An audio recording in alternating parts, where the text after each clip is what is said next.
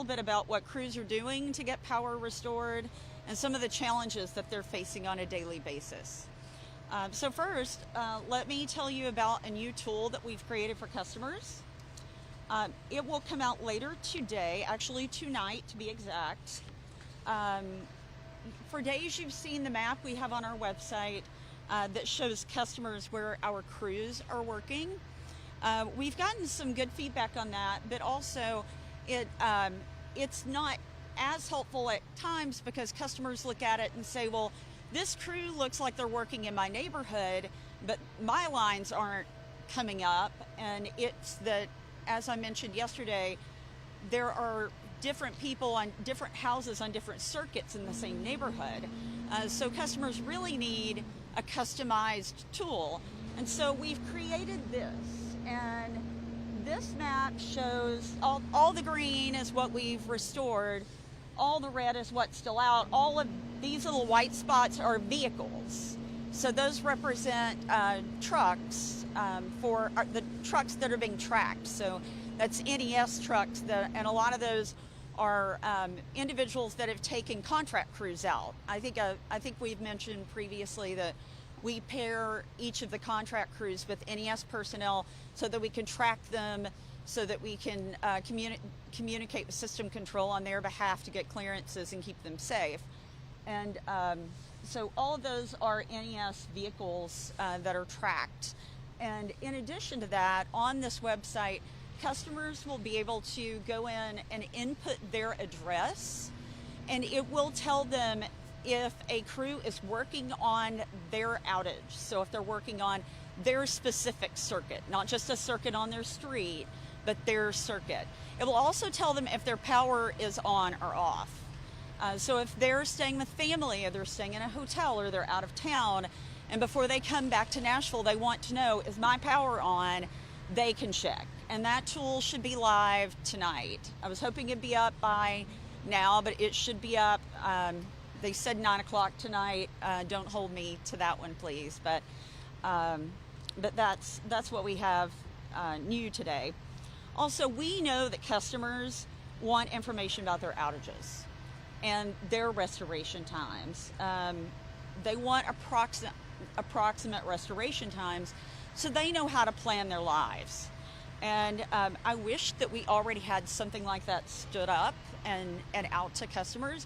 With the magnitude of this storm, the level of damage we had on our system, there was not an easy way to get restoration times to customers. There wasn't even a hard way to get restoration times to customers. It just was incredibly challenging.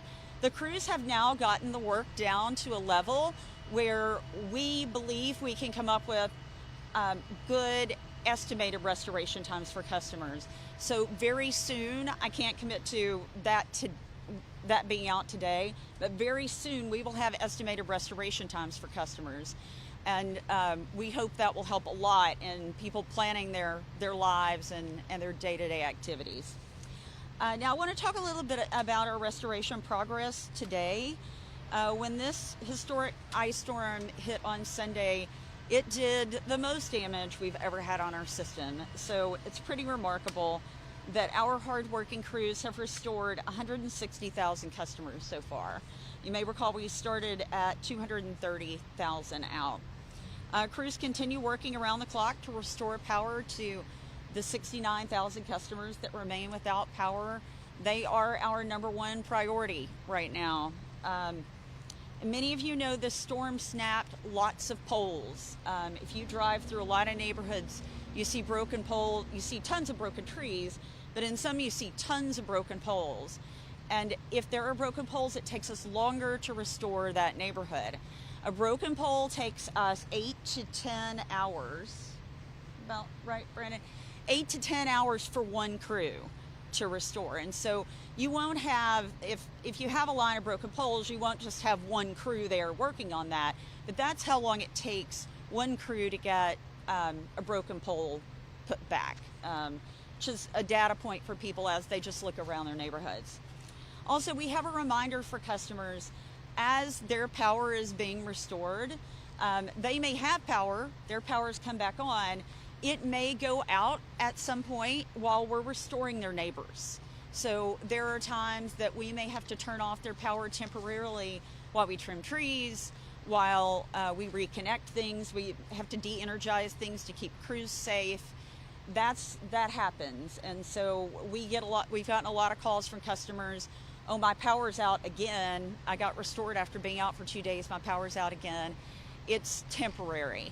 I still encourage them to report their outages just so we have it definitively in our system. We do have the ability to see meters out, so we do know when those go out, but we do encourage them to report their outage anyway, and that way they can request a call back. Hey, I want a call back when you believe you have my power restored. Now let's talk about crews. Today we have over 1,100 linemen, 332 vegetation management crews, and then we have the help of the National Guard, NDOT, TDOT, and TEMA. There are 184 representatives from them out helping us. And we have 170 engineers in the field. And we have 150 more linemen coming in today. As of today, TVA has committed to sending crews. We don't have headcount on that yet, but TVA crews are on the way to assist us also. And we expect to have up to 1,700 field personnel by tomorrow morning. Now, I wanted to talk a little bit about the restoration process that we use, because I don't know that that's really been discussed. There's a video on our website that walks through portions of how we restore power, but we've gotten a lot of questions during the storm that I wanted to touch on. First off, we work to restore critical services first. So water department infrastructure, things that are safety needs for the public at large in our community. So water department infrastructure, hospitals, and then we restore circuits that restore the largest number of homes. So we target how do we get the most customers on as quickly as possible. We target the biggest outages and throw resources there, while we also work other circuits. All during that time, we have what we call critical referrals, and those are nursing homes and other places that have vulnerable populations. If those are reported to us as a critical referral, we put those in our system, and those circuits are also targeted first. Well, they're prioritized in our process for restoration to try to help them out. And in that we focus on locations that on just generally getting people on as fast as we can. Finally, you always have those people that have one-off outages. I'm the only one in my neighborhood. My service line is down. I don't want to be the last person on. We have smaller crews go around and restore them. So those smaller things that we don't want to send a big crew for because we need them on the bigger outages. But otherwise those fall to the very end of the restoration process, and we don't want that for all of our customers that may just have a one-off issue. And then I really want to thank those businesses that have reached out and been a help to us. There are a lot of them to name that they've been sending food for our crews, and we are so appreciative of that. They've been feeding our crews, our contract crews, our other field workers. There are too many to name, but these amazing businesses are listed on our website as a thank you to them. So please patronize those businesses. And we have gotten a lot of people being very appreciative and kind to our employees and our crews. But unfortunately, we do have employees that have received threats of violence, and we also had some of our employees' vehicles broken into this morning on our property. So we are monitoring that, and we are really appreciative of the Metro Nashville Police Department for their assistance in all of these matters. Now I'd like to introduce Brandon Whitlock to you and let him tell you a little bit about the realities of the work that he's doing out here. Thank you, Teresa. Teresa already told you at a high level kind of the way our system is built and what the restoration looks like. I want to kind of go into that just a little more in depth and maybe put it into some layman's terms on what that means when you hear the terms that are being bounced around. The overhead distribution system is a grid. It's like a mesh. It's all intertwined. When you look around you, you see the wires going every direction. It's all interconnected. On a single outage, that gives us a lot of flexibility to be able to isolate that outage and bring the other customers back. In this scenario, in this type of event, even if you back up a little, even like a tornado, a linear event like that, we can isolate that damage along that corridor. This event was widespread. Our entire system looks like what you see behind us. You could take that mesh and when the ice got on the trees and the trees sagged down and fell or made contact to our conductors, the system basically got segmented in a very high number of segments. That did not give us the ability to feed back, to work around those isolated types of outages, what you would see in a linear storm like a tornado, or a car wreck where we have a car hit a pole, and we can isolate those things. So when it got segmented, as that restoration starts back, we have to rebuild the backbone of our system feeding us. So we have to reconnect all of our substations, which is how we feed the individual customers. So we had to start with building our mainline circuits back and getting us back to whole before we could start the restoration process. Once we've gotten those mainline feeders built out, there are going to be individual customers who are attached to those main lines. They're going to get service back because we brought that backbone back.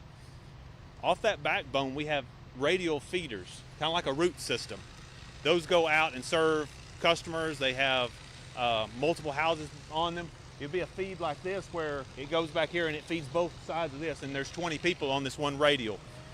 That would be the next thing. That's the phase we're in currently. We've got the mainline circuits built back. We're now hitting these radials. So a lot of customers saw us come into this area right here. Yesterday, this street was impassable. We got the main line on DuPont right there up and rolling, but we had to leave this because it wasn't inaccessible. You can't see it from where we're sitting. I've got a vegetation crew. You've heard contract vegetation crews, and 200 and some odd of those. We have them paired up. They're in front of these guys, opening these lines up, opening this road up so we can get our vehicles in here to access the area where we've got damage. You can see how big our trucks are and the space they take up. So the customers on that side of the street all got power. We were there 2 days ago. We've just now gotten back here because we're now picking up these individual feeders. Once we get these feeders on, now we're down to the individual customer, the attachment, the small wires that are running off the main lines down here to attach to these. That's the last piece. That's the hair root of our system. So as we progress, just be patient with us. You know, we hear a lot of comments, you're right in my neighborhood, I'm just right there, why didn't you hook me up? Well, I'm getting 100 customers or 200 customers or 1,000 customers at a time when I can bring that main line on. The comment's been made, it would only take you 15 minutes to hook this house right here up.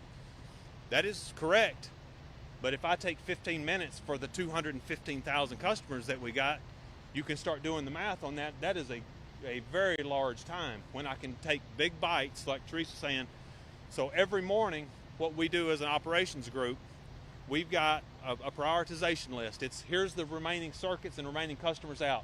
They're consolidated down to a grouping of an outage. The high priority, most vulnerable of our groups, they get a priority. Communications, critical infrastructure, they push to a high priority.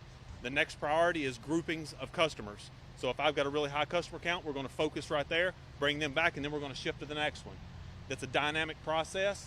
Some days this might be the priority, but if something else happens, we might shift to that. Another thing that Teresa hasn't really talked about, or not that I've heard, is if you look around and if you were watching yesterday, the ice is still on the trees. It didn't go anywhere. We've gotten a lot colder today. The wind's going to pick up. We've had a lot of scenarios where we're in an area working and we've got trees that are falling behind us back onto the lines and breaking things that we've already put back up. So it's a one step forward, one step back, come back into it. It's really slowed our progress. The time, you know, we've talked a lot about how long is it going to take? When are we going to get done?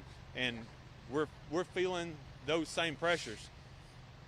One of the things when they asked me to speak on this, you know, the guys that are working right here behind us, I've got family that's here. We're Nashvillians. I live outside of the territory currently. I used to live here. My mother-in-law's here. We have people. I've got guys that are here sleeping around the clock. Their families are out of power.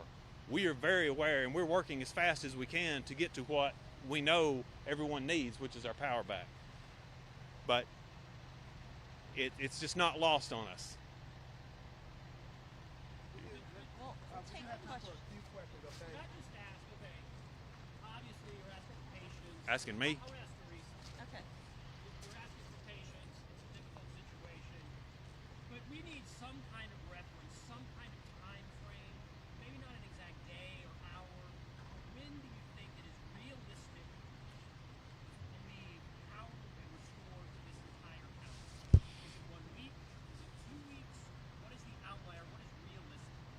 It is important for customers to have information about when power will be restored. And as I mentioned earlier, since we now have a lot of the main lines up, the backbone, as Brandon described it, now is the time that we can put together that information. So I expect to get something out on, first off, the window of time that we expect to have all customers back on, but then we're wanting to give customers regional, like in your neighborhood type of information. So that is coming as quickly as we can get it. What is the window you believe to count?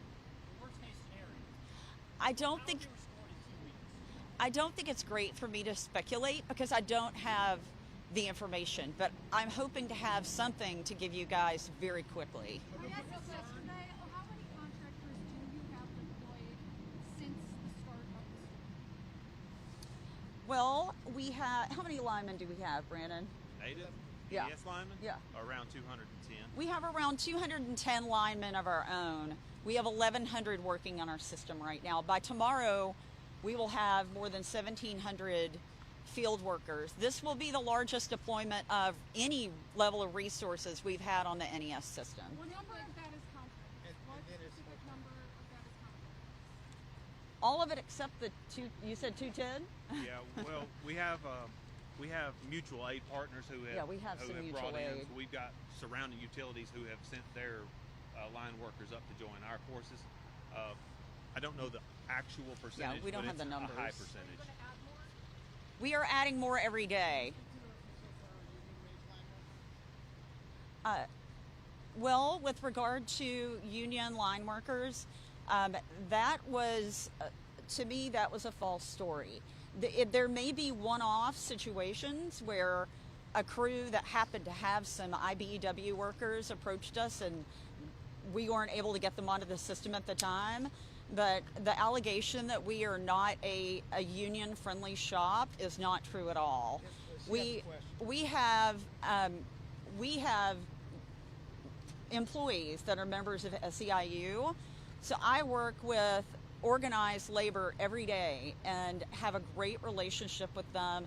My dad was a proud UFCW member when I was growing up, and so NES does not have a problem with union workers.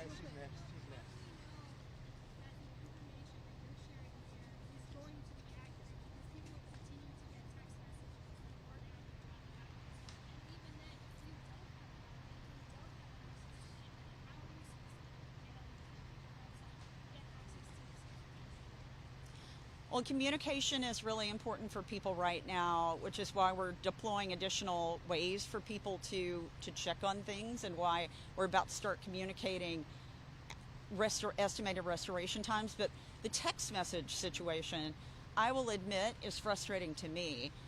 There are apparently 3 different ways that people can be communicated with via text.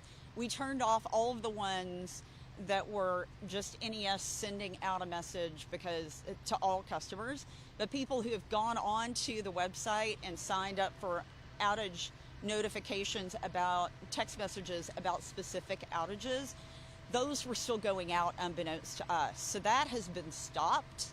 And our team knows I do not want any more text messages going out that are telling people their power's back on and it's actually not, because I realize the hardship that can create. People may check out of hotels, they leave wherever they're staying and go to their home only to find that's not. So those should not happen ever again.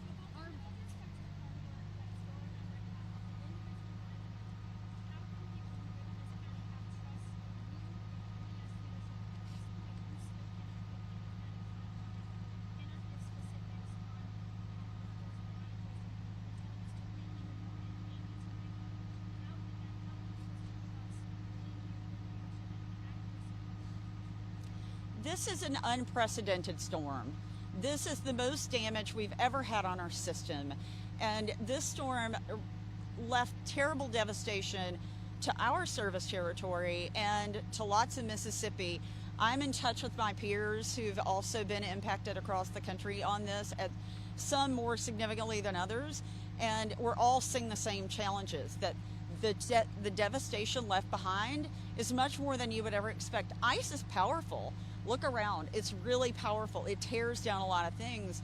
So figuring out how you unwind the mess it's left behind and put poles back in the ground and put lines back on them, it takes time, and it's difficult to initially estimate what that's even going to take you. So as I mentioned earlier, now that we have the backbone of our grid put back up, and now we're working on the side streets and areas like this, we should be able to come up with some good estimates that we can give people. Oh, certainly.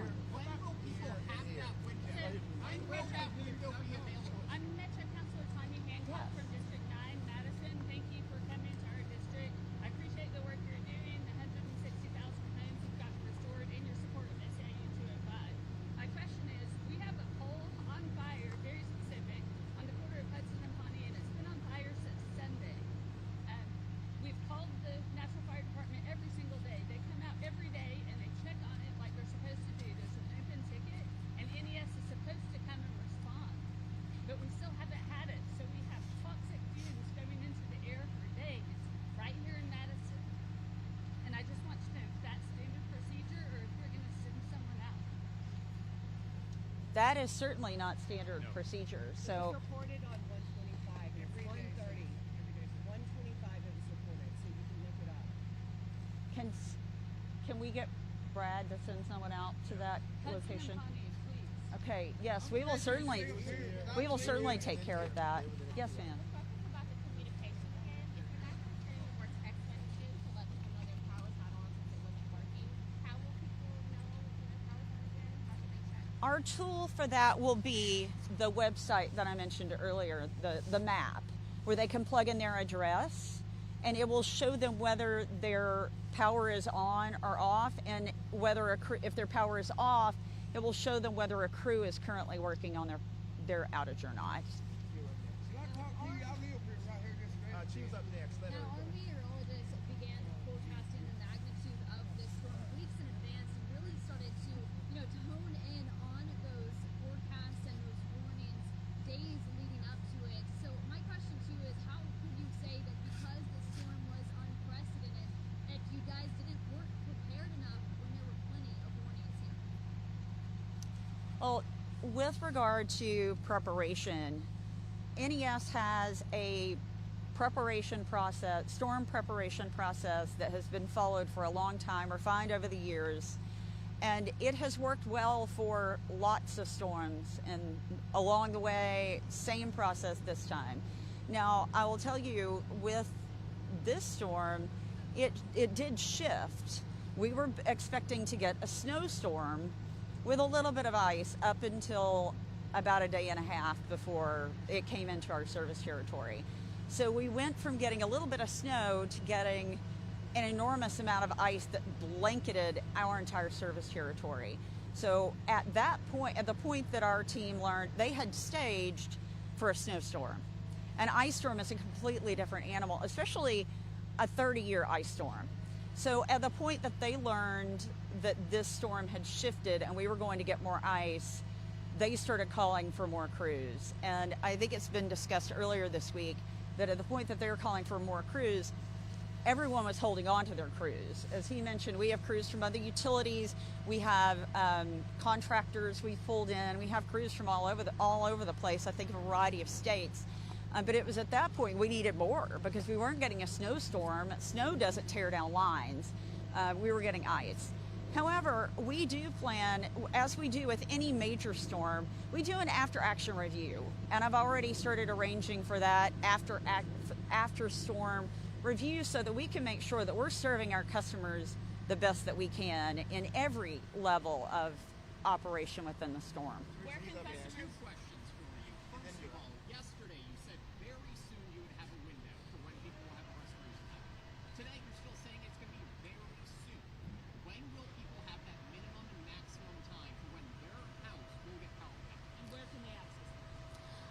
have literally a couple of dozen people right now working on that exact matter. We want to get restoration times to customers. Customers deserve to know, and we want them to know. I want them to be able to plan their lives and figure this out, and I'm committed to making that happen. What are you telling leaders? Is it going to be 2 I'm a years? resident that lives right here, ma'am. I'm a resident that lives right here. Yes, sir. But I talk about lived here all my life and everything. TVA used to have.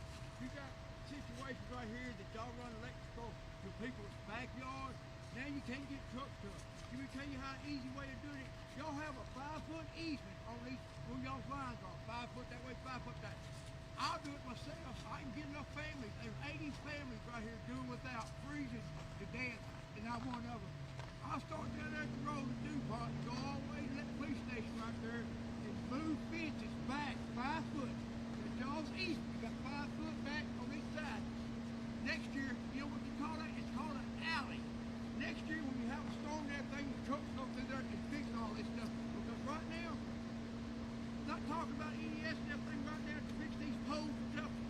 These NES guys got to know how to climb a pole, and they got to carry that heavy transformer up that pole. You're right, they do. To it and everything. But if you make an alley on y'all's easement that y'all have on this property, the only thing you have to do is go back and say, sorry, sir, but we have an easement here. But You're gonna have to move your fence, yeah. back. It might cost Yeah. y'all enough to where y'all have to pay to move the fence back, but it would give us electricity.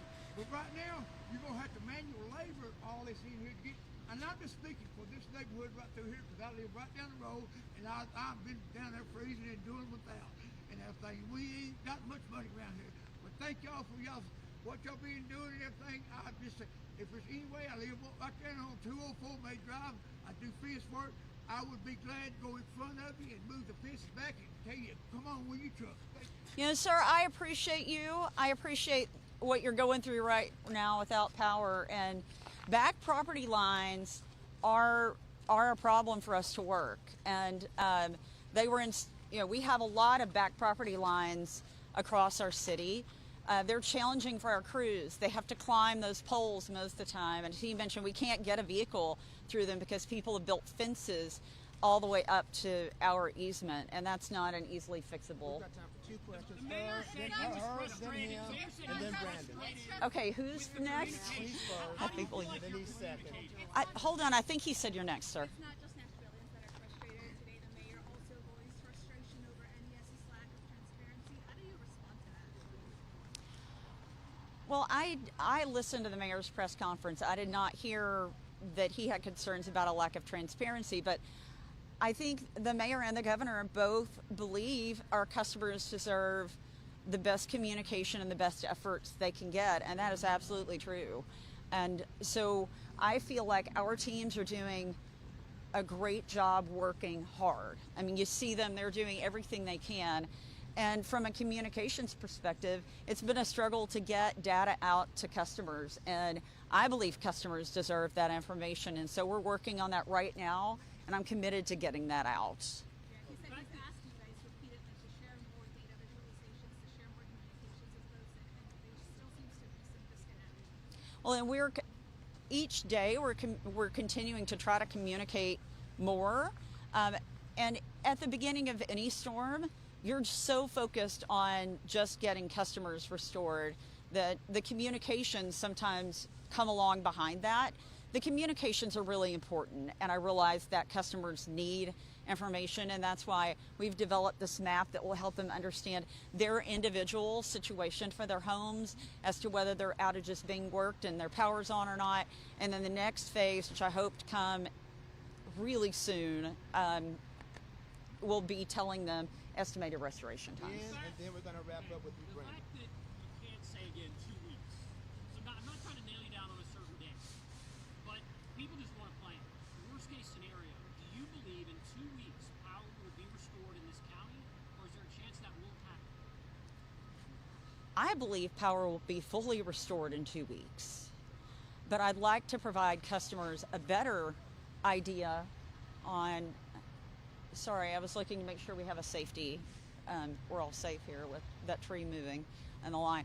I believe customers will have power in 2 weeks, but I would like to refine that for customers so that each neighborhood, they'll know what they need to plan for. Okay, Brandon? Part of the challenge in what Teresa has been asked to do and provide right there, the challenge in that is in this event specifically, it's not just the damage happened and then the damage left and we start restoration. If behind the 2020 derecho that hit, the tornado before it, once that event passed, it was normal weather, normal driving conditions, normal access. All those variables and how we respond to a storm, it's much more calculable. In this event, we're still in the event. We can't drive to the places we would normally drive. We can't access the places we would normally access. Just you guys walking around right here, y'all can't get from your cars to here without pausing. Our guys are working in this every day.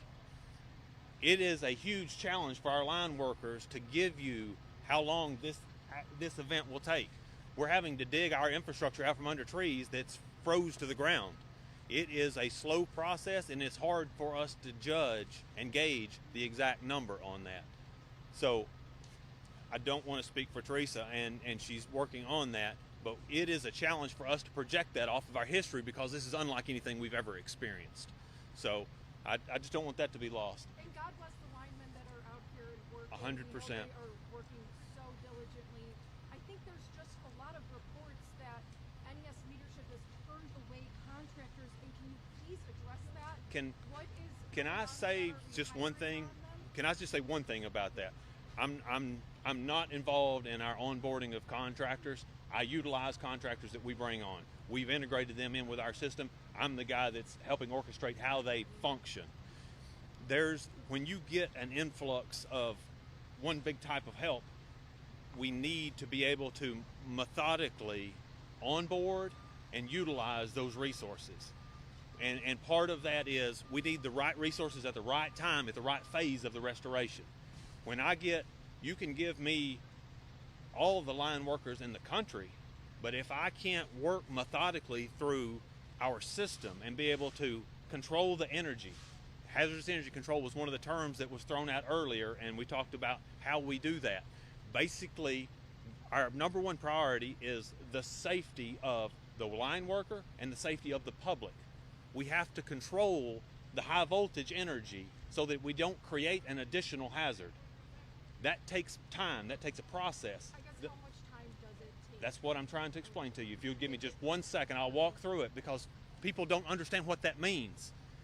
Basically, what we have in this situation right here is very high voltage. In this area right here, it's 13,000 volts. It is death voltage. You cannot interconnect with this. You can't touch it. It will kill you. We have to create a zone, a safety zone. I have a tree that's brought the wire down to the level where we're all walking around. That's a hazard. For me to isolate that, I have to make a separation. The pole behind you has got flags on it. I create a separation. I create a bubble for these guys here to work in. That's our hold order and caution order process to create a clearance.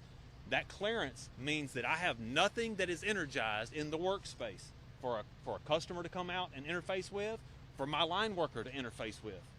Once I've created that zone, now I can input workers and make the repairs and give it back. The process of working a zone like that is where we interface with system control. They control that area of power. The line worker crew, when they show up, this is in layman's terms, basically checks out from system control this zone. In that zone, they work. That creates a safe space for them to control all energy so that I do not endanger a line worker or the general public. Once they complete that repair, they turn the control of that back over to the system, and it gets reintegrated into the system like a patch. That way I don't have two people trying to energize the same thing. That process is not, I can't do that process as fast as I can take on workers.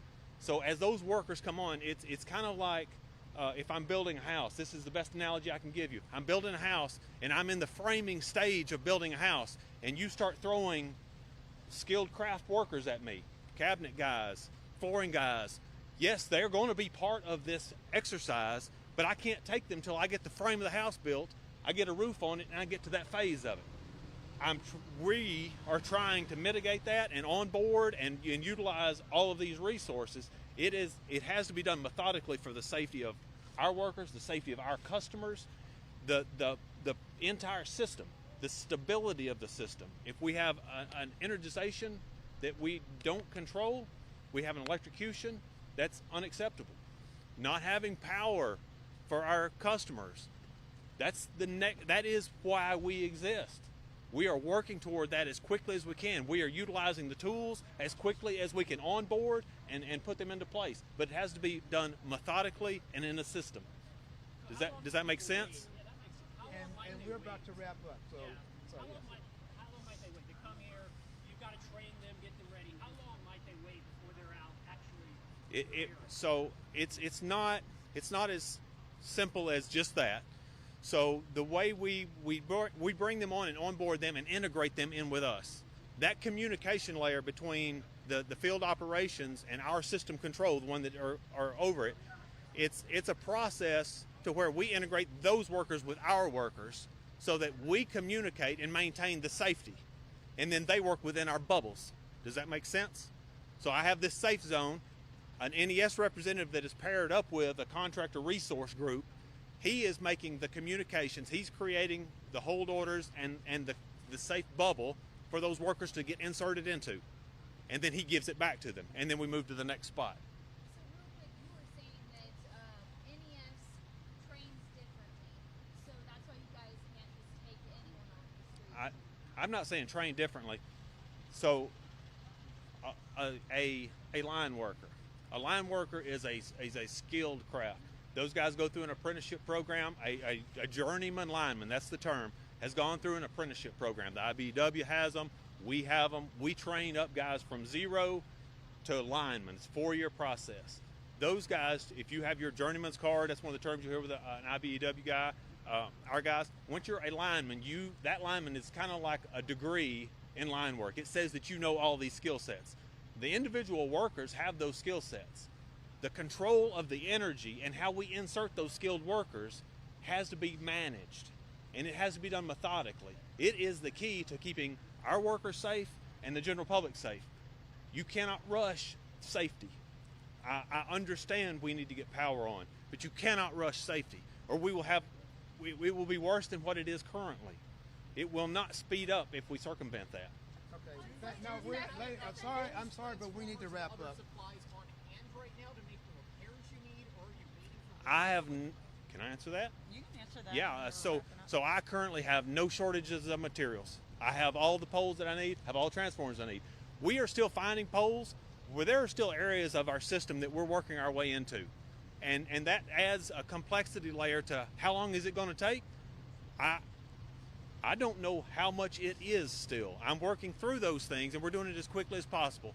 The things that are high use things, the things that we're rolling through, we have a procurement department that is working on maintaining that supply chain. We have hit no shortages of poles, transformers, critical materials yet. Thank you all. No, thank you.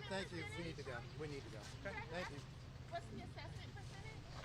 The assessment was 80% yesterday. What's the assessment percentage? I'm not part of the assessment group. I couldn't tell you.